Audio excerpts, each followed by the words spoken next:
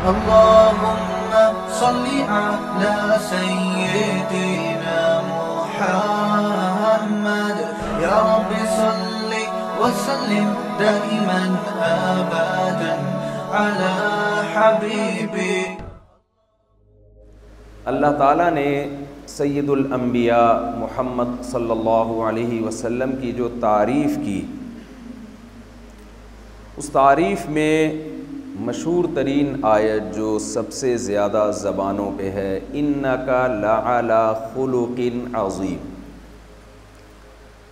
क्या मोहम्मद सल्लल्लाहु अलैहि वसल्लम आप बेहतरीन अखलाक पर हैं।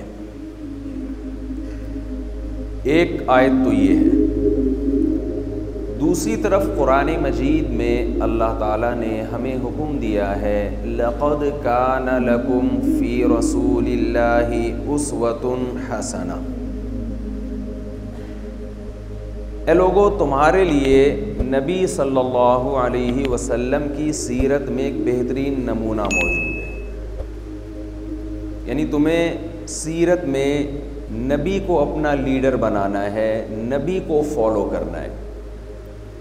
आज तहज़ीबों का और कल्चर का टकराव है बहुत ज़्यादा। एक तरफ लिबरलिज़म की इंतहा है, एक तरफ मज़हब की इंतहा है। तो हमने ज़िंदगी के तमाम पहलुओं में जो फॉलो करना है वो मोहम्मद सल्लल्लाहु अलैहि वसल्लम को फॉलो करना है। मैं समझा पा रहा हूँ ना अपनी बात? कोई कन्फ्यूज़न तो नहीं है?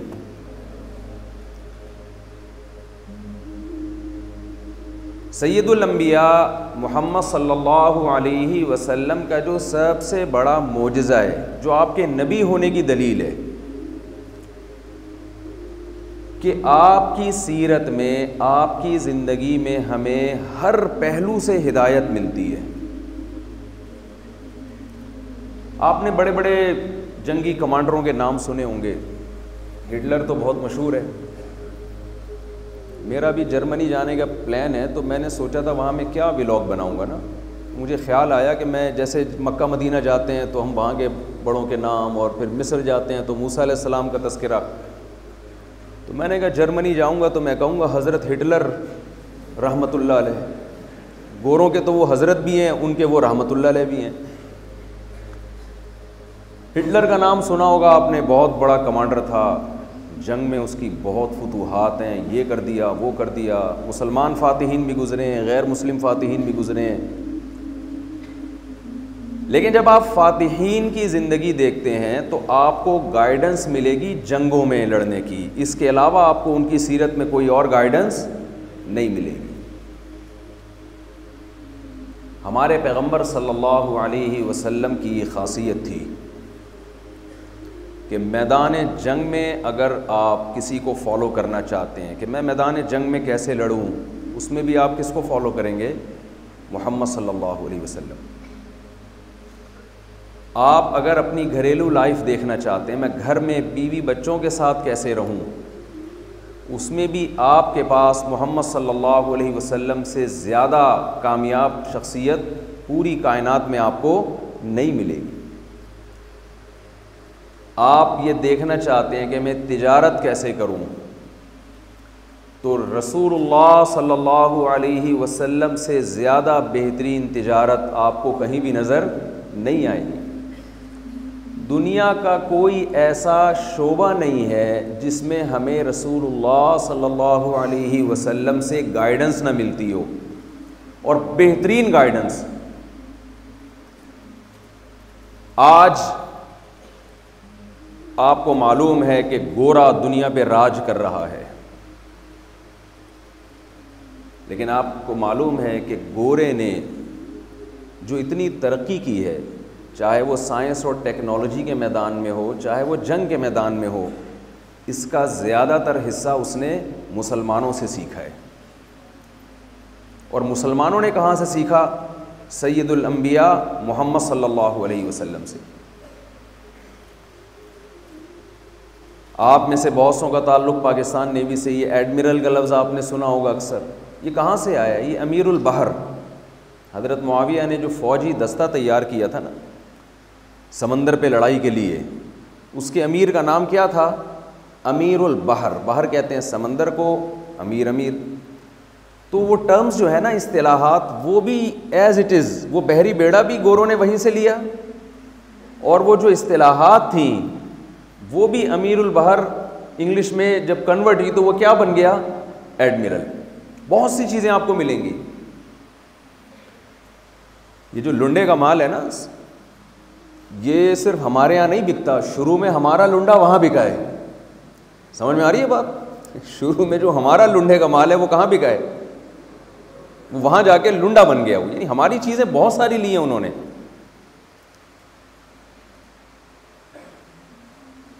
तो हमें रसूलुल्लाह सल्लल्लाहु अलैहि वसल्लम की सीरत में जो सबसे बेहतरीन चीज़ मिलती है, हर शोबे में आप सल्लल्लाहु अलैहि वसल्लम ने हमें गाइड किया है। आप में से बहुत सौ का ताल्लुक़ चूँकि फ़ौज से है, मेरे वालिद साहब भी पाकिस्तान नेवी में थे, अल्लाह ताला उनकी मग़फ़िरत फरमाए। मैं जब यहाँ आया हूँ ना तो मैंने डिसिप्लिन देखा बड़ा ज़बरदस्त। मेरे यहाँ रिलेटिव भी हैं जो बचपन से मेरे साथी हैं। हम बैठ के सुबह नाश्ते पे तबसरा कर रहे थे कि यार हमें बचपन में कैडेट कॉलेज जाने का कितना शौक़ था। एक ख्वाब था ना कि हम कैडेट कॉलेज चले जाएं, क्योंकि हम जो हमारे साथ के दोस्त कैडेट कॉलेज जाते थे उनकी लाइफ में डिसिप्लिन, महल्ले में उनकी इज़्ज़त बड़ी होती थी। वो तमीज़ से चल रहे होते थे, ऐसे सीना तान के, और बड़ी स्पीड के साथ चल रहे होते थे। हम देखते थे दूसरे लड़कों को कि कोई गुटखा खा रहा है, कोई पान के पी के थूक रहा है, कोई गटर के ढक्कन पे बैठा हुआ है पूरी पूरी रात और अबे तबे चल रहा है। तो हम जब देखते थे ना, जो कैडेट कॉलेज के लड़के हैं उनका एक अलग ही डिसिप्लिन है, कपड़े साफ़ सुथरे, चलते फिरते बड़े अच्छे हैं, बहुत एक तमीज़ से बात करते हैं। तो और ये सबकी एक कोशिश होती है। तो जब मैं यहाँ आया हूँ तो मुझे बचपन याद आ गया और अपने पुराने दोस्तों से हम तस्करा करने लगे। मैंने कहा भाई आपने ट्राई की थी क्या? यार हमारा भी बड़ा ख्वाब था कैडेट कॉलेज जाने का। तो मैंने कहा हमारा भी बड़ा, बच्चों को दो चीज़ों का शौक़ होता है, तो पायलट बनने का, या उनका एक ख्वाब होता है किसी तरह किसी ऐसे इदारे में वो पढ़ लें जिसका कंट्रोल हमारी फोर्सेस के हाथ में। तो ये जो डिसिप्लिन है, आपको मालूम है कि ये डिसिप्लिन हमें मोहम्मद सल्लल्लाहु अलैहि वसल्लम ने सिखाया। सबसे पहले नबी सल्लल्लाहु अलैहि वसल्लम के दुनिया में आने से पहले लोग डिसिप्लिन नहीं जानते थे।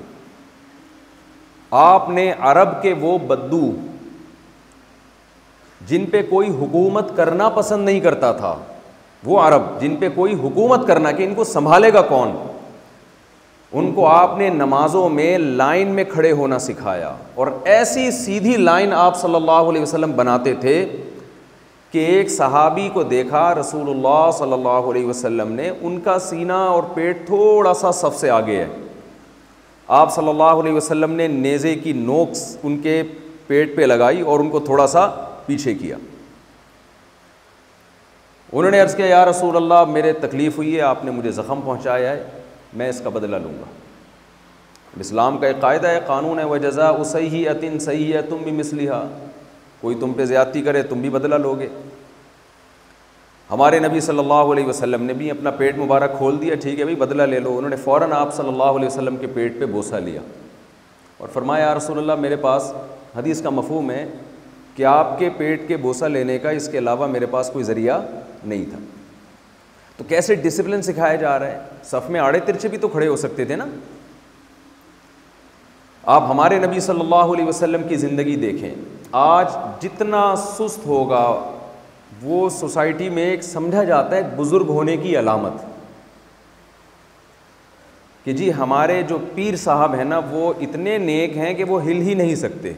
देखा होगा आपने, हमारे नबी सल्लल्लाहु अलैहि वसल्लम ने जो टीम तैयार की उनमें ऐसे ऐसे सहाबा थे। सलमा इब्ने अकवा रज़ी अल्लाह ताला अन्हु, वो घोड़े की रफ्तार से ज़्यादा तेज़ दौड़ लिया करते थे।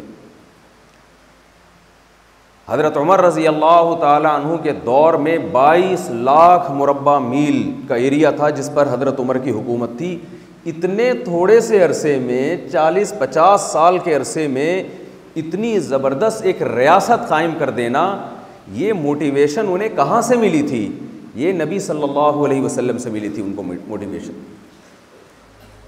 अब मैं आपसे ये अर्ज़ करता हूँ कि एक मोटिवेशन वो है जो मोहम्मद सल्लल्लाहु अलैहि वसल्लम की तरफ से मिलती है, उसके रिज़ल्ट क्या निकलता है, और एक मोटिवेशन वो है जो गैर मुस्लिम क़ुव्वतें देखें, फ़ौज का सिस्टम पाकिस्तान में भी है, यूएसए में भी है, यूरोप में भी है। मैं मिला हूँ, दुनिया भर में गया हूँ मैं। हमारे यहाँ फ़ौज में जो भर्ती होने का रेशो है वो बहुत ज़्यादा है। बहुत लोग चाहते हैं कि हम Pakistan army, Pakistan navy, air force join करें। दूसरे कंट्रीज़ में ये इतना ज़्यादा कंपटीशन नहीं है। वजह क्या है? हमारे नबी सल्लल्लाहु अलैहि वसल्लम ने हमें शहादत के फ़ज़ाइल सुनाए हैं। शहीद का लफ्ज़ आप बताइए, क्या इस्लाम के अलावा किसी और रिलीजन के पास है ये शहीद का लफ्ज़? उन्होंने हमसे उधार तो लिया है, हमसे ये लफ्ज़ उधार लेके अपने फ़ौजियों पे फिट करना शुरू किया है, लेकिन ये है किसका? ये टर्म है किसकी? ये इस्लाम की टर्म्स है। और मैं आपसे अर्ज़ करूं, मैंने शहीदों के खून की खुशबू अपनी नाक से सूंघी है। ये करामत है जो अल्लाह दुनिया में दिखाते हैं। तो मैं ये अर्ज़ कर रहा था कि नबी सल्लल्लाहु अलैहि वसल्लम की जो सीरत का सबसे बेहतरीन पहलू है वो क्या है? आप सल्लल्लाहु अलैहि वसल्लम की सीरत में हमें तमाम शोबों में, तमाम मामलात में गाइडेंस मिलती है। हमारे नबी सल्लल्लाहु अलैहि वसल्लम से हम पूछना चाहें कि या रसूल अल्लाह, हमें सोना कब चाहिए, उठना कब चाहिए, तो आपने क्या बताया? रात को जल्दी सोना है और सुबह जल्दी उठना है। आज ये सीरत मुसलमान फॉलो कर रहे हैं या गोरा फॉलो कर रहा है? बताइए ना ज़रा। गोरे फॉलो कर रहे हैं। चाइना में आप जाएं, सारे जल्दी आप तो कर रहे होंगे इंशाल्लाह, सुबह सुबह उठते हैं, लेकिन जब सिविलियन में हमारा जो जाना होता है तो वो इसको फॉलो नहीं कर रहे। हमारे नबी सल्लल्लाहु अलैहि वसल्लम की ग़िज़ाएँ क्या थीं? हमारे नबी सल्लल्लाहु अलैहि वसल्लम घर में कैसे रहा करते थे? हमारे नबी सल्लल्लाहु अलैहि वसल्लम बातचीत कैसे किया करते थे? ये जो खुलुक का लफ्ज़ है ना, खुलुक, इन्नका लअला खुलुकिन अज़ीम, इसके बारे में एक करेक्शन आप ज़रूर कीजिए। हमारे यहाँ खुलुक का तर्जमा ये किया जाता है किसी से अच्छे अखलाक से बातचीत करना, किसी से नरम लहजे से बात करना। ये खूब समझ लें, खुलुक का असल मतलब ये नहीं है। खुलुक कहते हैं नेचर, वो तबीयत जिस पे इंसान को ढाला जाए। हर शख्स की एक नेचर होती है ना। कहते हैं बाय नेचर अच्छा आदमी है, ये बाय नेचर बुरा आदमी, कह रहे होते हैं ना लोग, तबसरा कर रहे होते हैं। तो खुलुक का मतलब वो नेचर जिस पे इंसान की पैदाइश हुई है। अगर आपके दिल में किसी से हसद है, जेलिसी है, आप कितना हंस के बात करते हैं, हर बात से पहले शुरू में थैंक यू, आखिर में थैंक यू, दरमियान में काइंडली, जितने भी आप इस तरह के अल्फाज लगा दें, लेकिन अगर आपके दिल में किसी को खुश देखकर हसद पैदा होता है, जेलिसी होती है, तो आप बाय नेचर ठीक नहीं है। शरीयत आपके अखलाक को अच्छा अखलाक नहीं मानती। आपके दिल में तकब्बुर है, आपके दिल में शो मारने का शौक़ है। हमारे यहाँ अच्छा अखलाक इसे समझा जाता है कोई नरम लहजे में बात करे, ये भी अखलाक की एक किस्म है। लेकिन कुरान और सुन्नत से जो हमें पता चलता है खुलुक़ अज़ीम, उससे मुराद ये है कि आप अंदर से ठीक हो जाएं। आपकी जो अंदर की बीमारियां हैं, हसद, बुग़्ज़, कीना, लालच, एक दूसरे की टांगें खींचने का जज्बा, ये सारी चीज़ें आप में क्या हो जाएं? ख़त्म हो जाएं। तो हमारे नबी सल्लल्लाहु अलैहि वसल्लम की सीरत में हमें जंग भी मिलती है। हमारे नबी सल्लल्लाहु अलैहि वसल्लम की सीरत में हमें लोगों से लेन देन के तरीक़े भी मिलते हैं। जो सबसे अहम तरीन चीज़ हमारे नबी सल्लल्लाहु अलैहि वसल्लम की सीरत में हमें मिलती है, जिस पर मैं आज, मेरा इरादा था कि ये मैं आपके सामने ये पैगाम डिलीवर करके जाऊंगा, वो क्या है? हमारी पैदाइश का मकसद। इस्लाम के अलावा दुनिया में कोई भी ऐसा मज़हब नहीं है, इस्लाम के सिवा दुनिया में कोई ऐसी कौम नहीं है जो आपको आपकी पैदाइश का मकसद बताती हो कि हम क्यों हैं। देखिए, अगर कोई शख्स मंजिल का तयन किए बग़ैर घर से निकले तो क्या वो कभी सही ट्रैक पे चल सकता है? अगर आप कह देंगे ना नहीं, तो मुझे खुशी होगी कि मैं टीवी में नहीं आ रहा। जब टीवी में कोई आ रहा होता है ना, तो फिर वो जवाब नहीं दिया जाता उसको, ठीक है ना। आप मुझे बताइए, आप घर से निकले, आपको पता ही नहीं है कि आपकी मंजिल कहाँ है, आपने जाना कहाँ है, सही ट्रैक पे चल सकते हैं आप? नहीं चल सकते। हम दुनिया में आए और एक वक्त आएगा हम इस दुनिया से निकल जाएंगे। एक शख्स बस में बैठा और उसे मालूम है कि एक टाइम के बाद मुझे बस से उतार दिया जाएगा। ट्रेन में बैठा, उसे मालूम है कि एक टाइम के बाद मुझे ट्रेन से उतार दिया जाएगा। जहाज़ में बैठा, उसे मालूम है कि एक वक्त के बाद मुझे जहाज़ से उतार दिया जाएगा। तो उसे पता तो होना चाहिए ना कि मैं उतरूँगा कहाँ, क्या ख्याल है? ऐसे ही जाके ट्रेन में बैठ गया और पूछ रहे कि ये जा कहाँ रही है, तो ये सारी ज़िंदगी कन्फ्यूजन में गुजारेगा कि नहीं गुजारेगा? तो इस्लाम का सबसे बड़ा एहसान और रसूलुल्लाह सल्लल्लाहु अलैहि वसल्लम का सबसे बड़ा एहसान इंसानियत पे ये है कि आप सल्लल्लाहु अलैहि वसल्लम ने इंसानियत को उसकी पैदाइश का मकसद बताया है। कुरान चूँकि नबी सल्लल्लाहु अलैहि वसल्लम पे नाजिल हुआ और नबी के ज़रिए हम पर पहुँचा। आप किसी गोरे से सवाल करें, किसी भी दुनिया में कोई बहुत बड़ा लेक्चरार हो, आप उससे सवाल करें भाई हमारी ज़िंदगी का मकसद क्या है, वो हर सवाल का जवाब आपको दे सकता है, लेकिन इस सवाल का जवाब उसके पास नहीं है। ये वाहिद कुरान है जो बताता है। वो क्या कहता है कुरान? अल्लज़ी खलक़ल मौता वल हयाता लियब्लुवकुम अय्युकुम अहसनु अमला। अल्लाह कहते हैं मैंने इंसानों को इसलिए पैदा किया, लियब्लुवकुम, वो अल्लाह तुम्हें आज़माना चाहता है कि तुम में अच्छा अमल कौन करता है। तो हमारी और आपकी पैदाइश का मकसद क्या हुआ? ये आजमाइश है कि हम में अच्छा बन के कौन दुनिया से जाता है और बुरा बन के कौन दुनिया से जाता है। यहाँ तक बात समझ में आई आप हजरात के? तो ये हमारी आजमाइश है। अब इसका एक तरीक़ा वो था जो पहले मज़ाहिब ने इख्तियार किया। अच्छा बनने के लिए उन्होंने कहा कि दुनिया को छोड़ दो, जंगलों में निकल जाओ और जाके अल्लाह की इबादत किया करो। जो जितनी ज़्यादा इबादत करेगा आखिरत में उसका मकाम उतना ही ऊंचा होगा।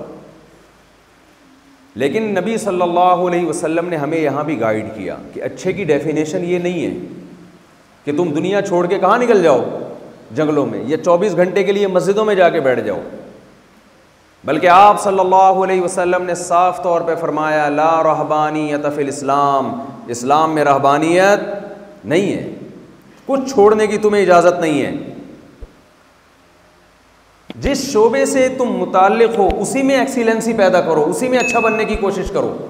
मैं अक्सर एक वाक़या लोगों को बताता हूँ। किसी मेडिकल कॉलेज में एक लड़का पढ़ रहा था, उसने मुझसे सवाल किया कि आप मुझे ये बताइए कि इस्लाम में मेडिकल कॉलेज में पढ़ने की क्या फ़जीलत है। भाई इस्लाम में नमाज की फ़जीलत मिलती है ना, लोग नमाज़ पढ़ते हैं। इस्लाम में हज की फ़जीलत है या नहीं है? हज करते हैं लोग लाखों रुपए खर्च करके। इस्लाम में जिहाद की फ़जीलत है, बॉर्डर पे लड़ते हैं जाके। तो मेडिकल कॉलेज की क्या फ़जीलत है इस्लाम? उन्होंने कहा मुझे तो कोई ऐसी हदीस नहीं मिली कि नबी सल्लल्लाहु अलैहि वसल्लम ने फरमाया जो MBBS करेगा उसको ये सवाब मिलेगा। है भाई, तो मैं क्यों पढ़ूँ? मैंने उनसे कहा, मैंने कहा आपने क्या कुरान की आयत नहीं पढ़ी? मन अहयाहा फ़कअन्नमा अहयन्नास जमीआ, जिसने एक इंसान की जान बचाई उसने गोया तमाम इंसानों की जान बचाई। तो आप क्या समझते हैं कि डॉक्टर इस फहरिस्त में दाखिल नहीं है? डॉक्टर अगर ईमानदारी के साथ पढ़े और ईमानदारी के साथ इलाज करे तो अपनी मौत से पहले पहले वो लाखों लोगों की ज़िंदगी का ज़रिया बनता है कि नहीं बनता? तो इस्लाम ने आपको मेडिकल कॉलेज में पढ़ने से नहीं रोका। इस्लाम ने आपको क्या कहा है कि अगर आप मेडिकल कॉलेज में पढ़ रहे हैं तो यहाँ आपका मकसद पैसा कमाना नहीं होना चाहिए, आपका मकसद इंसानियत की खिदमत होनी चाहिए। कल मेरा बयान था एक यूनिवर्सिटी में, एक इंस्टीट्यूट में, जहाँ तलबा ज़्यादातर ACCA कर रहे हैं, चार्टर्ड अकाउंटेंट बनते हैं ना पाकिस्तान में। तो वो मुझे कहने लगे, एक सवाल उनके जहनों में भी आता है कि ये जो हम इल्म हासिल कर रहे हैं इसकी क्या फ़जीलत है। मैंने कहा हज़रत यूसुफ़ अलैहिस्सलातु वस्सलाम को जब मिस्र के बादशाह ने बुलाया, जो कि गैर मुस्लिम बादशाह था, यूसुफ़ अलैहिस्सलाम से जब खुश हुआ वो और उसने कहा कि मैं आपको कोई ओहदा देना चाहता हूँ, तो यूसुफ़ अलैहिस्सलाम ने क्या फ़रमाया? इजअलनी अला ख़ज़ाइनिल अर्ज़, आप मुझे वज़ीर ख़ज़ाना बना दें। गैर मुस्लिम रियासत है, उसमें अल्लाह का एक पैगंबर दरख्वास्त क्या कर रहे हैं कि मुझे आप क्या बना दें, वज़ीर ख़ज़ाना। हज़रत यूसुफ़ अलैहिस्सलाम ये भी कह सकते थे कि मुझे एक मदरसा बना के दे दें। यूसुफ़ अलैहिस्सलाम ये भी कह सकते थे कि मुझे एक मस्जिद बना के दे दें। यूसुफ़ अलैहिस्सलाम अल्लाह के पैगंबर वो ये भी कह सकते थे मुझे एक हुजरा बना के दे दें जहाँ बैठ के मैं अल्लाह अल्लाह किया करूँ, अल्लाह की इबादत किया करूँ। मदरसे की अहमियत अपनी जगह मुसल्लम, मस्जिद की अहमियत अपनी जगह मुसल्लम, लेकिन पैगंबर सल्लल्लाहु अलैहि वसल्लम एक वज़ारत मांग रहे हैं, वो भी एक मुशरिक से, गैर मुस्लिम से। और यूसुफ़ अलैहिस्सलाम जैसे पैगंबर जिन पर पूरी सूरत नाजिल हुई, कुरान में कोई कंप्लीटली ऐसी सूरत नहीं है सूरह यूसुफ़ के अलावा जिसमें एक पैगंबर का A to Z पूरा वाक़या तरतीब के साथ बयान किया गया हो, सिवाय सूरह यूसुफ़ के।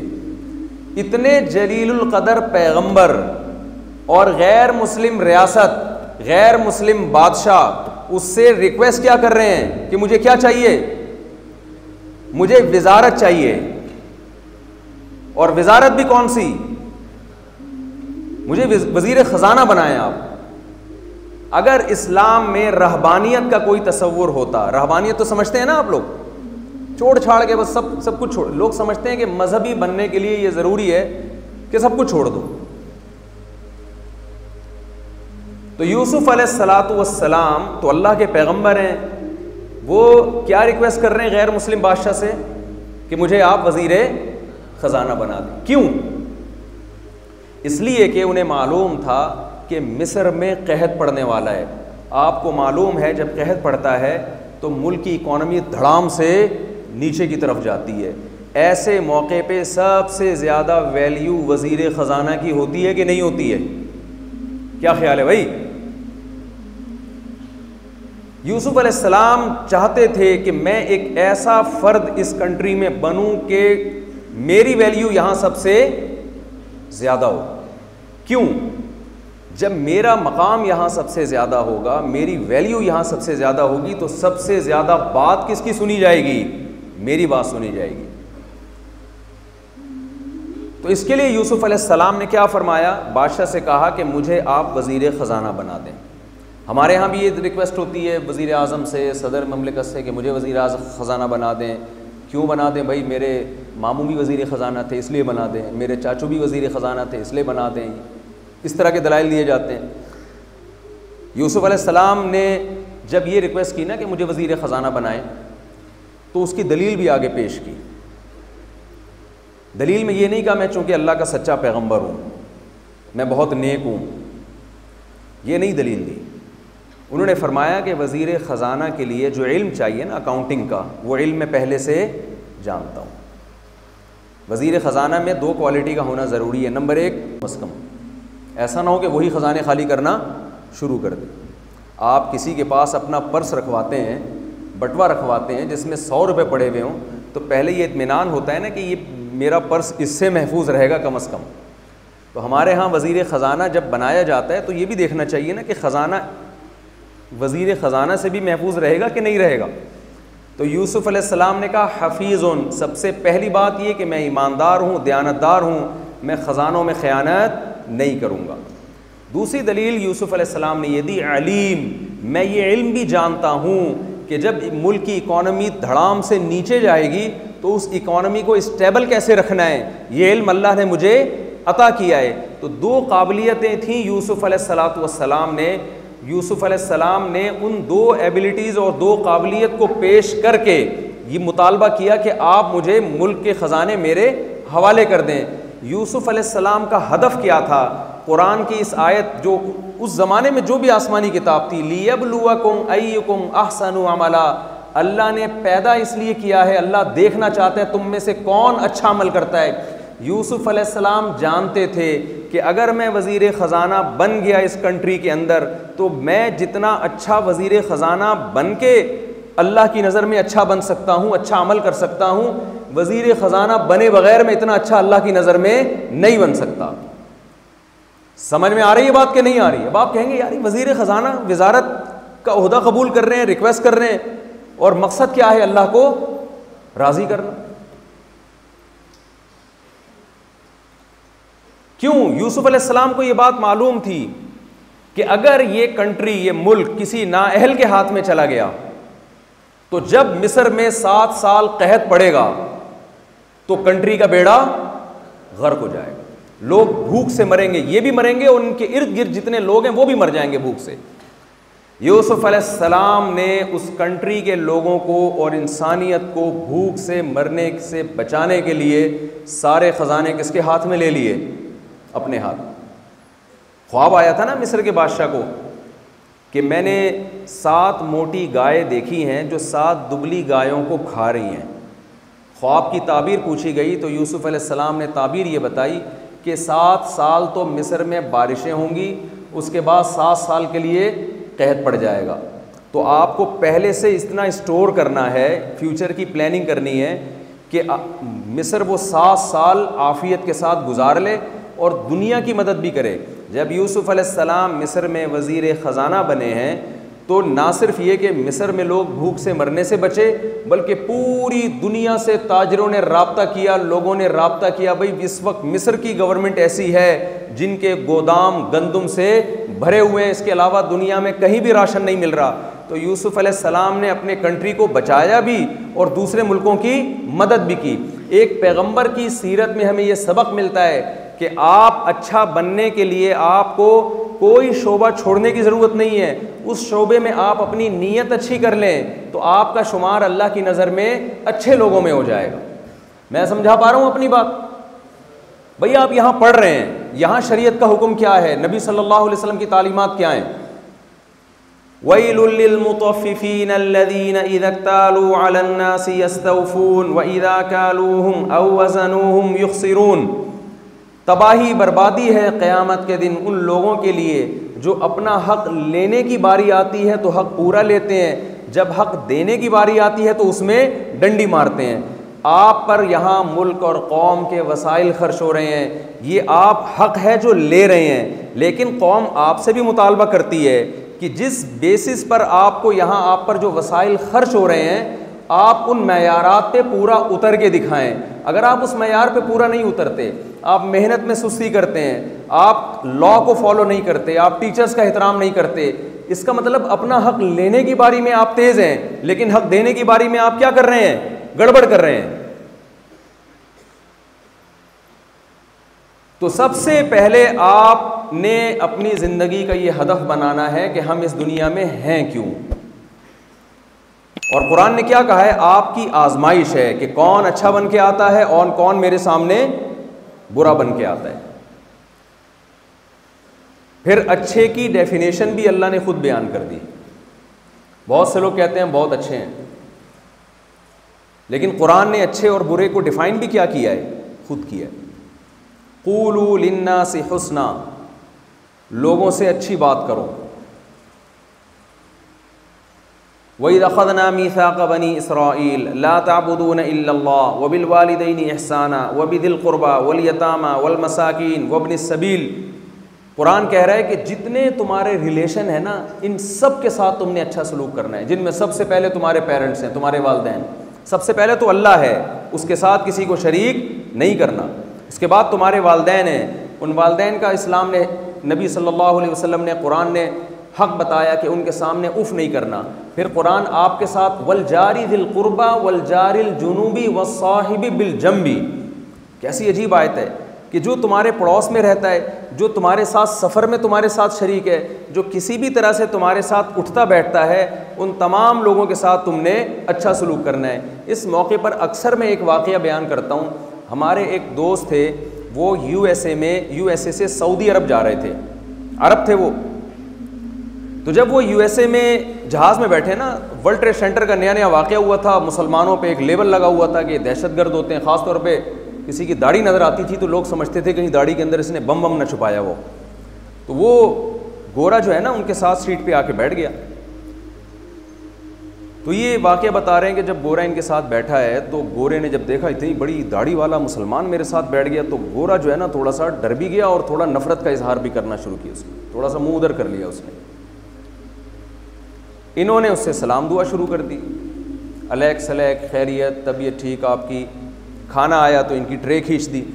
यही इंसान इकराम कर सकता है ना अपने साथ वाले आदमी का। तो गोरा आहिस्ता आहिस्ता इनसे मानूस होना शुरू हुआ कि यार आप तो, मैं तो समझ रहा था कि आप लोग गैर मुस्लिमों से बात नहीं करते तमीज़ से, आप तो बड़े अच्छे अखलाक से पेश आ रहे हैं, तो ऐसा क्यों कर रहे हैं। तो सऊदी थे, उन्होंने हदीस सुनाई, उन्होंने कहा कि नबी सल्लल्लाहु अलैहि वसल्लम का इरशाद है, मन कान युमिनु बिल्लाहि वल यौमिल आखिर फलयुक्रिम जारहु, जो भी अल्लाह पर और आखिरत पर ईमान रखता है उसे चाहिए कि अपने साथ बैठने वाले का इकराम करे। इकराम का मतलब होता है वो खिदमत जिसमें इज़्ज़त भी हो। एक खिदमत तो आपका मुलाजिम कर रहा होता है ना, वो खिदमत जिसमें आप दूसरे का इकराम भी कर रहे हैं। तो ये गोरा बड़ा मुतासिर हुआ, इसने कहा यार हम तो अब तक समझते थे बम ही होते हैं मुसलमानों के पास। उसने कहा और तुम्हारे नबी सल्लल्लाहु अलैहि वसल्लम ने क्या क्या बताया, ज़रा हमें और बताओ। अब आपको पता है यूएसए से सऊदी अरब की फ़्लाइट काफ़ी लंबी होती है, दरमियान में कोई स्पीड ब्रेकर भी नहीं है। तो इनको मौका मिल गया, इन्होंने नबी सल्लल्लाहु अलैहि वसल्लम की हदीस सुनाना शुरू की। ये भी हुक्म दिया, ये भी हुक्म दिया, शराब ना पियो, ज़िना के करीब मत जाओ, माँ बाप के साथ उसने सलूक, विरासत के हकाम। यूएसए में ख़ातून थी, उन्होंने मुझसे कहा कि मैं मरने से पहले ये चाहती हूँ कि वसीयतनामा लिख दूँ, अकॉर्डिंग टू इस्लाम मेरे वारिसों का किस में कितना हिस्सा है, क्योंकि यूएसए में तो शरीयत नहीं है, इस्लाम नहीं है। तो वहाँ अगर आपने वसीयत नहीं की है तो फिर वो विरासत गवर्नमेंट अपनी मर्ज़ी से तकसीम करती है। तो आप ज़रा शरीयत की रोशनी में बता दें। मैंने उनको फतवा लिख के दे दिया कि आपके हस्बैंड का इतना हिस्सा होगा, आपके माँ बाप का इतना हिस्सा होगा, आपके बेटों का इतना, बेटियों का इतना। उन्होंने वहाँ यूएसए में किसी वकील को बताया, तो वकील बड़ा इंस्पायर हुआ। उसने कहा यार ये इतना बेहतरीन एक विरासत का सिस्टम ये कहाँ से आया आपके पास। तो उन्होंने बताया कि वो कराची में एक मौलाना साहब हैं, उन्होंने लिख के दिया। उन्होंने कहा वो मौलाना साहब के पास किधर से आ गया। तो उस खातून ने कहा कि ये तो नबी सल्लल्लाहु अलैहि वसल्लम का बताया हुआ विरासत का निज़ाम है। तो बड़ा मुतासिर हुआ कि 1400 साल पहले इतना बेहतरीन विरासत का निज़ाम एक ऐसे पैगंबर ने दिया जो ना लिखना जानते थे और ना पढ़ना जानते थे। तो कहते हैं मैंने उस गोरे को हदीसें सुनाना शुरू की, गोरा इतना इस्लाम के करीब आ गया। कहते हैं कि जब जहाज़ टेक ऑफ किया था ना यूएसए से, तो उस गोरे के दिल में इस्लाम की शदीद नफ़रत भरी हुई थी, लेकिन सऊदीया के एयरपोर्ट पर जहाज़ उतरने से पहले वो कलमा पढ़ के मुसलमान हो चुका था। वजह क्या है, पेश कैसे कर रहे हैं आप किसी चीज़ को। आपको पता है ना आजकल पैकिंग की बड़ी वैल्यू है।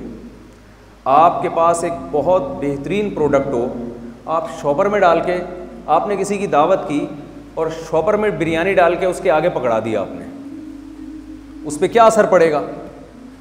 वो कह रहा है यार ये आप किस तरह से मुझे खाना खिला रहे हैं, आप शॉपर में जैसे लंगर तकसीम हो रहा होता है। अब आप कह रहे हैं जी बिरयानी का जायका देखें, आप बिरयानी बड़ी मज़े की है, लेकिन वो आपके इस तकरीर से मुतासिर नहीं होगा। क्यों? आपका पेश करने का अंदाज़ और पेश करने का स्टाइल जो है वो ठीक नहीं है। आज बहुत जगहों पर मसला इसलिए हो रहा है कि इस्लाम को जिस अंदाज़ में पेश करना चाहिए उस अंदाज़ में पेश नहीं किया जा रहा। मैं अपनी बात को समेटता हूँ, फिर मैं आपको सवाल जवाब का मौका दूंगा। तो देखिए, सबसे पहले आपने ये करना है, अपनी ज़िंदगी का एक हदफ बनाना है। वो हदफ इस्लाम ने पहले से हमें दिया हुआ है। हमारी जो दौड़ है ना वो इस पर है कि हम में से कौन अच्छे से अच्छा बन के दुनिया से जाता है और कौन अच्छा बनने में नाकाम हो जाता है। ये आपको हदफ ज़िंदगी भर के लिए याद रहेगा कि नहीं रहेगा। अगर आपका ये हदफ नहीं है ना, और आपका हदफ कुछ और है, मैंने पैसा कमाना है, मैंने इज़्ज़त कमानी है, मैंने ये करना है, मैंने वो करना है, तो आप कारून से ज़्यादा मेरा ख्याल है पैसे कमा नहीं सकते और फ़िरौन से ज़्यादा आप इज़्ज़त कमा नहीं सकते। लेकिन अंजाम क्या हुआ? मर गए दोनों, ख़त्म हो गए। दुनिया में बड़े बड़े लोग आए हैं, बड़े बड़े ख़जाने थे उनके पास, बड़ी इज़्ज़तें थी। मौत सब चीज़ों को ख़त्म कर देती है। हम आखिरत पर ईमान रखने वाले लोग हैं। मौत के बाद एक ज़िंदगी है। कुरान बार बार उस ज़िंदगी का तज़किरा करता है। अवलम यरल इंसानु अन्ना खलक़नाहु मिन नुत्फ़तिन फ़इज़ा हुवा ख़सीमुम मुबीन। इंसान कहता है मैं मौत के बाद कैसे ज़िंदा हूँगा, मैं तो बोसीदा हड्डियाँ होकर ख़त्म हो जाता हूँ। अल्लाह कहते हैं अपने माजी को देखो, तुम एक मामूली से पानी का कतरा थे, तुम्हें अल्लाह ने इंसान बना दिया। क्या उस अमल को रिवर्स करके अल्लाह दोबारा इंसान नहीं बना सकता? तुम्हें दोबारा ज़िंदा नहीं कर सकता। तो हम मौत के बाद की ज़िंदगी पर ईमान रखते हैं। उस ज़िंदगी पर ईमान रखने की वजह से हमारा ये नज़रिया है, अक़ीदा है, हमारे नबी सल्लल्लाहु अलैहि वसल्लम ने हमें बताया है कि अगर अच्छे बन के ज़िंदगी गुजारोगे तो इसका बदला तुम्हें मौत के बाद मिलेगा, बुरे बन के ज़िंदगी गुजारोगे तो इसकी सज़ा तुम्हें मौत के बाद मिलेगी। तो आप बुरे बन के ज़िंदगी गुजारना चाहते हैं या अच्छे बन के ज़िंदगी गुजारना चाहते हैं? अब मैं जल्दी जल्दी अच्छा बनने के लिए 2-4 चीज़ें बता दूँ कि वो बहुत ज़रूरी है, उसके बगैर आप अच्छे बन नहीं सकते। अच्छे बनने के लिए 2 चीज़ें ज़रूरी हैं और ये भी हमारे नबी सल्लल्लाहु अलैहि वसल्लम ने हमें गाइड किया। नंबर 1, अपना रिश्ता खालिक के साथ, जो क्रिएटर है, जिसने हमें पैदा किया, उससे अपना रिश्ता मजबूत किया जाए, उसके बेसिक हुकूक अदा किए जाएं। उसका बेसिक हक़ है तौहीद, उसके बाद उसका बड़ा हक़ है 5 वक्त नमाज पाबंदी के साथ पढ़ना। सब यहाँ जितने भी स्टूडेंट्स बैठे हुए हैं ये अज़म करते हैं कि हम 5 वक्त नमाज इंशाअल्लाह जमात के साथ पढ़ेंगे। ये उस खालिक है, अगर नहीं करते तो अल्लाह की नज़र में आप अच्छे लोगों में शुमार नहीं है। जो अपने खालिक को भूल गया वो कैसे अच्छा हो सकता है? ये खालिक का रिश्ता। इसके बाद मखलूक का आपस में रिश्ता। मखलूक के रिश्तों में 5वें पारे की जो दूसरी आयत है वो आप जाके देखिएगा, उसमें अल्लाह ने तमाम रिश्तों को डिफ़ाइन किया है। जिससे भी आपका किसी भी किस्म का ताल्लुक़ है, थोड़ा बहुत जिसके साथ उठना बैठना है, आपने हद्दल इम्कान कोशिश करनी है उससे हक़ लेने के बजाय उसका हक़ देने को आपने ज़्यादा फोकस करना है। जैसे मैंने ये वाक़या बताया ना, अब वो जो अरब बैठे हुए थे, इतनी लंबी दाढ़ी उनकी, उन्होंने अंग्रेज़ को मुसलमान करने के लिए थोड़ी तबलीग शुरू कर दी थी। उन्होंने तो नबी की इस हदीस पर अमल किया कि भाई जो भी तुम्हारा हमसफ़र है, जो भी तुम्हारा साथी है, तुमने उसको इज़्ज़त देनी है। हमारे यहाँ कैसे हो जाता है ना, बसों में लड़ाइयाँ सीट पे, ट्रेन में सीट पे लड़ाइयाँ, कैसी एक अजीब सी एक सूरत बन रही होती है। उसका हक़ देना है आपने। आपका यहाँ जो स्कूल में या कॉलेज में आप पढ़ते हैं, आपके क्लास फेलोज़ हैं, उनका आपने इकराम करना है। ये किसका हुक्म है? ये आपके कॉलेज का या स्कूल का की इंतज़ामिया का हुक्म नहीं है, ये उस अल्लाह का हुक्म है जिसने आपको बनाया। आपने टीचर को इज़्ज़त देनी है। देखें, एक इज़्ज़त वो होती है जो टीचर के सामने होती है, एक इज़्ज़त वो होती है जो टीचर की गैर मौजूदगी में होती है। असल इज़्ज़त वो है जब आपके टीचर मौजूद नहीं हैं, उस वक्त आप उनको इज़्ज़त दे रहे हैं। वो कैसे दे रहे हैं? कोई आपके टीचर की ग़ीबत करता है, आप उसे रोक दें कि यार हमारे टीचर हैं, अल्लाह उसके रसूल ने हमें हुक्म दिया है कि हम उनको इज़्ज़त देंगे। तो ये इज़्ज़त दी जा रही है कि आप उनकी ग़ीबत कर रहे हैं बैठ। आपने दफ्तरों में देखा होगा ना, बॉस के सामने yes sir yes sir yes sir, जैसे ही बॉस चाय पीने के लिए गया फ़ौरन क्या सिलसिला शुरू हो जाता है। ऐसा होता है कि नहीं होता? अब ये ऐसे ही बैठ के ऑर्डर चलाता रहता है, चौधराहट दिखाता रहता है, इस तरह की बातें शुरू हो जाती हैं। तो इस्लाम ने हमें हुक्म दिया कि भाई टीचर से भी तुम्हारा एक रिश्ता है, तो टीचर को तुमने इज़्ज़त देनी है। कोई एतराज़ है टीचर के ऊपर, इज़्ज़त एहतराम के साथ आप पेश करते हैं कि सर ये एक थोड़ा सा मुझे इश्काल हो रहा है, मुझे एतराज़ हो रहा है, ये आपकी एक आदत मुझे ठीक नहीं लग रही। आप बता दें एक दफ़ा इज़्ज़त एहतराम के साथ, मान लें ठीक है, नहीं माने तो आपकी ज़िम्मेदारी पूरी हो गई। तो दिन रात में जितनी भी आपकी ज़िम्मेदारियां हैं, आपने ये देखना है कि मैं उन ज़िम्मेदारियों को पूरा कर रहा हूँ और अपने हदफ़ के लिए अब्लुवकुम अय्युकुम अहसनु अमला, पूरी ज़िंदगी उस हदफ़ को सामने रख के आपने ज़िंदगी गुजारनी है। जैसे एक छोटी सी बात बता के मैं अपनी बात को ख़त्म करता हूँ। वो जो डॉक्टर मुझसे पूछ रहे थे ना कि इस्लाम में क्या फ़जीलत है मेडिकल कॉलेज में पढ़ने की, तो मैंने कहा इस्लाम कहता है कि जिसने हज़ारों इंसानों की जान बचाई, एक इंसान की जान बचाई ऐसे जैसे हज़ारों की जान बचाई। तो कहते हैं कि फिर मैं इस मकसद को सामने रख कर अगर मैं डॉक्टर बनूंगा तो जो इस मकसद को सामने रख के नहीं बनता, उन दोनों की ज़िंदगी में फ़र्क क्या होगा? मैंने कहा फ़र्क ये होगा, आपका हदफ चूँकि इंसानियत की खिदमत थी, लिहाजा आप डॉक्टर बनने के बाद जब कोई पेशेंट आपके पास आएगा तो पैसे आप भी उससे लोगे और वो भी लेगा जो मकसद हयात को सामने नहीं रखता। लेकिन आप लेने के बाद उसको जो नुस्खा लिख के दोगे ना, वो दवा मेडिकल स्टोर में आपके मामू की दुकान के अलावा भी कहीं और वो नुस्खा मिल रहा होगा। वरना डॉक्टर जो नुस्खा लिख के देते हैं ना, वो क्लिनिक के साथ जो मेडिकल स्टोर होता है उसके अलावा पूरी दुनिया में वो मेडिसिन कहीं भी बोले ना नहीं मिल रही। मैंने तो कई बार तजर्बा किया है। डॉक्टर साहब ने एक मेडिसिन लिख के दी, हम गए, यहाँ ख़त्म हो गई है तो पूरी कायनात में WHO के पास भी नहीं मिलेगी वो आपको। तो आपका क्या ख्याल है इस डॉक्टर का मकसद इंसानियत की खिदमत थी? इन्हें पैसे तो मिल जाएंगे, कमीशन भी मिल जाएगा मेडिकल वाले की तरफ से, इंसानों की जान बचाने का आखिरत में कोई सवाब बोले नहीं मिले। अगर इनका मकसद इंसानियत की खिदमत होता, हदफ ये होता कि इंसानियत की खिदमत ताकि अल्लाह खुश हो जाए, तो ये वो मेडिसिन पेशेंट को लिख के देते जो मैयार में अच्छी है और कीमत में सबसे सस्ती है। पेशेंट तो आप पर एतमाद करके आया है। तो मैंने डॉक्टर की एक मिसाल दी है। आप कॉलेज से फारिग होने के बाद ज़िंदगी के जिस शोबे में भी जाएं, आपने नीयत ये करनी है मैंने अपने मुल्क की, अपनी कौम की तरक्की का ज़रिया बनना है। जैसे यूसुफ़ अलैहिस्सलाम ने इरादा किया था, पैसे भी मिलेंगे इंशाअल्लाह आपको, इज़्ज़त भी मिलेगी इंशाअल्लाह आपको, लेकिन टारगेट और हदफ आपने दौलत और इज़्ज़त को नहीं बनाना। ये दौलत और इज़्ज़त ऐसी चीज़ है कि इंसान सही चीज़ को जब हदफ बनाता है तो दौलत और इज़्ज़त उसके पीछे भागती है, और अगर आपका हदफ सही नहीं होगा तो आप दौलत और इज़्ज़त आपके आगे आगे और सारी ज़िंदगी आप उसके पीछे पीछे भागते भागते बिल आखिर थक के चूर हो जाओगे, एक दिन मौत का शिकार हो जाओगे आप। ये दोनों चीज़ें इंसान को मिलती हैं। हदीस में आता है, मन कानतिल आखिरतु हम्महु जअलल्लाहु गिनाहु फी क़ल्बिही व जमअ लहु शमला व अततहु दुनिया व हिय राग़िमा व मन कानतिद दुनिया हम्महु जअलल्लाहु फ़क़रहु बैना ऐनैहि व फ़र्रक़ अलैहि शमला व लम यातिही मिनद दुनिया इल्ला मा क़ुद्दिर ला।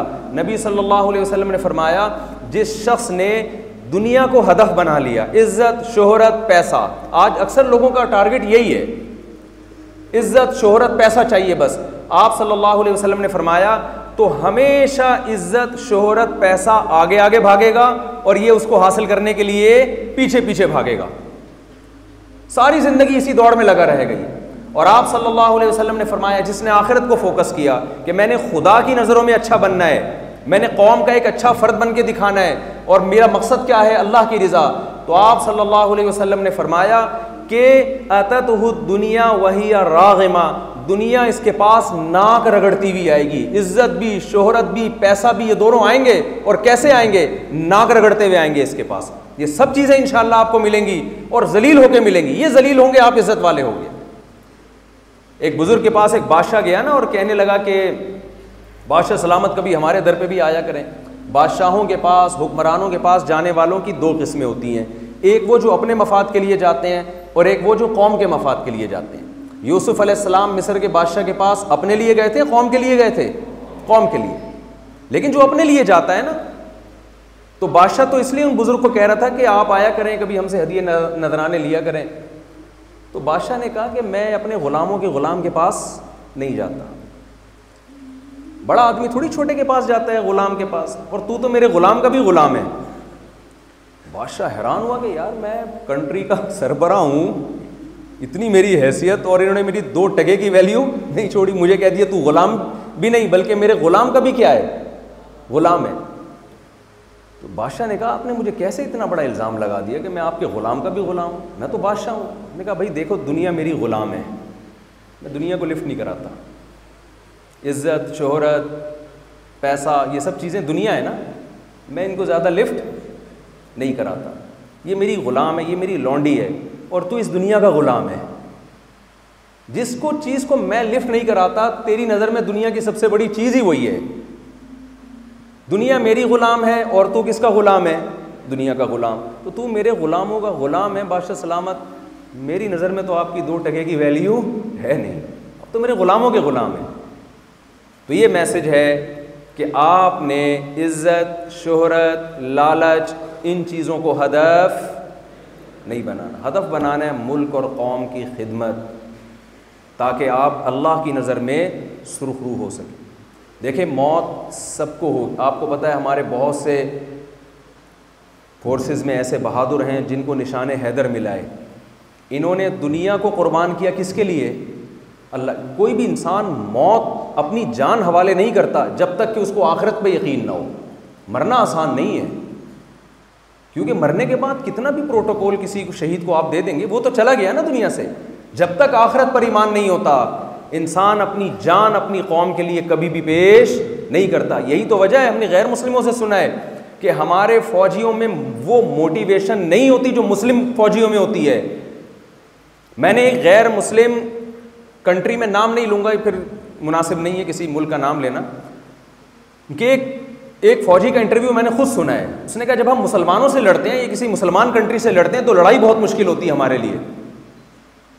पूछा गया कि ये मैंने खुद सुना है, मैंने कहा क्यों लड़ाई मुश्किल होती है? उन्होंने कहा दे फाइट टू डाई, ये लड़ते हैं किसके लिए? ये मरने के लिए लड़ रहे होते हैं, ये शहादत तलाश कर रहे होते हैं। हम मरने के लिए थोड़ी लड़ते हैं, हम तो इसलिए लड़ते हैं कि यार इस लड़ने पे हमें तनख्वाह मिलती है, पैसे मिलते हैं हमें। मर गए तो वो पैसे हमारे किस काम के? कहते हैं जी आपके वारिसीन को मिलेंगे, तो वो उनको मिलेंगे ना, हमें क्या मिलेगा? तो जब इंसान अल्लाह को बड़ा बनाता है कि मैंने अल्लाह के सामने जवाब देना है, तो उसका हदफ बहुत ऊपर चला जाता है। और जब इंसान इज्जत, शोहरत, लालच, इन चीज़ों को टारगेट बनाता है तो वो पस्तियों में गिर जाता है। तो आपने अपना हदफ मुल्क कौम की खिदमत, ताकि आप क़यामत के दिन अल्लाह की नज़र में सुरखरू हो सकें। तो ये तमाम चीज़ें जो भी इस हदफ में रुकावट बने, आप उसको रास्ते से हटा दें। मैं दुआ करता हूँ जो कुछ मैंने कहा इसमें जो कमी कोताही हुई अल्लाह ताला माफ़ फरमाए, और जो इसमें हक़ बात हुई है अल्लाह ताला हम सब को उस पर अमल करने की तौफ़ीक़ अता फ़रमाए। कोई भी आपके जहन में सवाल हो आप पूछ सकते हैं, मुझे खुशी होगी। कोई अच्छा सवाल आएगा, मुझे जवाब देने में मज़ा आएगा। और मैं चाहता हूँ कि कोई भी मैं जब वहाँ एक दफ़ा कराची एयरपोर्ट पे था तो एक बड़ी लिबरल से खातून आई, उन्होंने इस्लाम पे एतराज़ात शुरू कर दिए।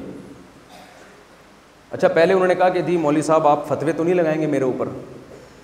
मैंने कहा क्यों फतवे लगाऊंगा? कि मुझे इस्लाम पे बहुत सारे एतराज़ात हैं, ख़ुद नबी की सीरत पे बहुत सारे एतराज़ात हैं, तो अगर आप जान की अमान पाऊँ तो अर्ज़ करूँ। मैंने कहा एयरपोर्ट पे तो वैसे भी जान की सबकी अमान ही होती है, सारे डरे हुए बैठे हुए होते हैं, तो मैं क्या आपको जो नबी सल्लल्लाहु अलैहि वसल्लम की सीरत पे सवाल करने। फिर उन्होंने बहुत सारे सवालात किए, मैंने जवाब दिए, वो बड़ी अल्हम्दुलिल्लाह मुतमईन।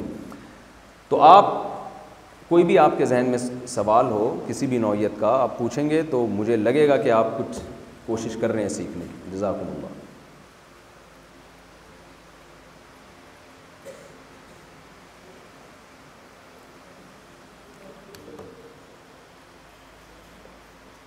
वालेकुम सलाम।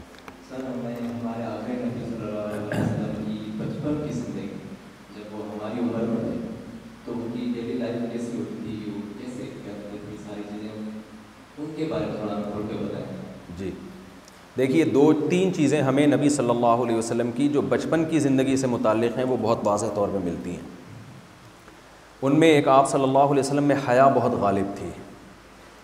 हया एक ऐसी चीज़ है जो इंसान को बहुत सारी बुराइयों से रोकती है। आपने सुना होगा पहले ज़माने में, अब भी कहते हैं बच्चे कोई उल्टा सीधा काम कर रहे होते हैं तो माँ बाप क्या कहते हैं, भाई थोड़ा हया करो, कहते हैं कि नहीं कहते? और एक रिवायत में आता है इज़ा फ़ातकल हयाउ फ़फ़अल मा शिता, जब तुम में हया ख़त्म हो जाए तो फिर जो चाहे करो आप। फिर ना आप किसी बड़े की इज़्ज़त करते हैं, ना आप कोई ऐसा काम करते हैं जिसमें आपकी इज़्ज़त जाने का ख़तरा हो, ये ऐसा काम भी करते हैं जिसमें आपकी इज़्ज़त जाने का ख़तरा हो। तो एक चीज़ तो हमें नबी सल्लल्लाहु अलैहि वसल्लम की सीरत में ये मिलती है कि नबी सल्लल्लाहु अलैहि वसल्लम बचपन से ही आप बहुत ज़्यादा हया वाले थे।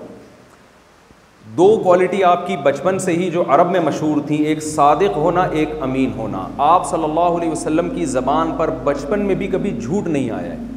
आपने देखा आज बाज़ दफ़ा माँ बाप अपने बच्चों को झूठ सिखा रहे होते हैं।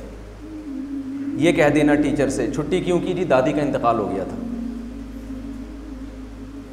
एक दफ़ा एक बच्चे की दादी गई हैं स्कूल में ना, और बच्चे को लेने गई कि मेरा बेटा आज लेट हो गया, कहाँ है? तो उन्होंने कहा वो तो आपके इंतकाल, आपके जनाजे पे गया हुआ है वो तो। स्कूल के टीचर ने कहा कि वो तो आपके जनाजे पे गया हुआ है। तो वालिदैन बच्चों को बता रहे होते हैं कि छुट्टी कर लो, स्कूल में ये कह देना ये हो गया था। तो वो बचपन से क्या सिखा रहे हैं? झूठ बोलना सिखा रहे हैं। तो वो कल आपसे भी झूठ बोलेगा फिर। देखिए अजीब बात है, नबी सल्लल्लाहु अलैहि वसल्लम ने 40 साल के बाद नबूवत का जब दावा किया ना कि मैं अल्लाह का नबी हूँ, तो आपने अपनी नमाज को पेश नहीं किया कि देखो मैं इतने अरसे से नमाज पढ़ रहा हूँ, देखो मैं गारे हिरा में जाके इबादत कर रहा हूँ, ये इसकी अलामत है मैं सच्चा नबी हूँ। ना ना ना, ये चीज़ें पेश नहीं की हैं, बल्कि आपने फरमाया कि बताओ क्या तुमने ज़िंदगी में मेरी ज़बान से कभी झूठ सुना है क्या? समझ में आ रही है बात? कैरेक्टर को पेश किया है, कैरेक्टर। कभी ख़यानत देखी? कभी मेरी ज़बान से ज़िंदगी में झूठ निकला हो? ख़यानत की हो, कौम के साथ ख़यानत की। क्योंकि जो लालची होता है, झूठा होता है, उसमें दो चीज़ें सबसे ज़्यादा, वो खाइन होगा, जो 2 नंबर आदमी होता है ना, वो झूठ नहीं, वो कभी सच नहीं बोलता, जहाँ उसका मफाद नज़र आएगा अपनी ज़बान वो बदल देगा। तो नबी सल्लल्लाहु अलैहि वसल्लम ने कैरेक्टर पेश किया। बल्कि मैं अजीब बात आपको बताऊं कि कुरान में जहाँ कुछ गैर मुस्लिमों की अच्छी क्वालिटीज़ बयान की गई हैं ना, कुरान में बाज़ आयतें ऐसी जिनमें ईसाइयों की तारीफ़ की अल्लाह ताला ने, उनमें भी उनके कैरेक्टर की तारीफ़ की है। वमिनहुम मन इन तअमनहु बिदीनारि ला युअद्दिही इलैका इल्ला मा दुमता अलैहि क़ाइमा वमिनहुम मन इन तअमनहु बिक़िंतारि युअद्दिही इलैक। अल्लाह फरमाते हैं इन अहले किताब में, यहूद व नसारा में कुछ ऐसे लोग हैं कि अगर 1 दीनार, थोड़ा सा आपने इनको 1 दिरहम भी अगर दे दिया, थोड़ी सी रकम भी दे दी, आप इनसे वापस नहीं ले सकते जब तक इसके सर पे जाके खड़े ना हो जाएं। माली मामलात में 2 नंबरी करेंगे। लेकिन कुरान कह रहा है इन अहले किताब में, ईसाइयों में, यहूदियों में कुछ ऐसे लोग भी हैं कि आप सोने का पहाड़ भी अगर बतौर अमानत रखवा दें इनके पास, तो ये पूरा पूरा आपको इसी तरह लौटाएंगे जिस तरह आपने इनके पास रखवाया था। तो कुरान कैरेक्टर को बेस बना रहा है, बेस है, बुनियाद है इंसान के अच्छे और बुरे होने की। आज हमें अफसोस के साथ ये कहना पड़ता है कि मुसलमान का जो, मुसलमान में नमाज नज़र आएगी आपको, हज नज़र आएगा, कैरेक्टर के लिहाज से मुसलमान क्या हो गया, बहुत ज़्यादा पीछे हो गया है। कैरेक्टर में 2 चीज़ें आती हैं, एक ख़यानत नहीं करनी किसी के साथ, आपने 2 नंबरी नहीं करनी है। नंबर 2, आपकी ज़बान पे कभी झूठ नहीं आना चाहिए। तो रसूलुल्लाह सल्लल्लाहु अलैहि वसल्लम ने जब नबूवत का दावा किया तो आपने अपनी 40 साल की जो ज़िंदगी पेश की है, जिसमें बचपन भी जवानी भी, उसमें अपनी 2 क्वालिटीज़ पेश की हैं कि नंबर 1, मैं सादिक हूँ, मैं कभी झूठ नहीं बोला मैंने। नंबर 2, मैंने कभी किसी के साथ ख़यानत नहीं की।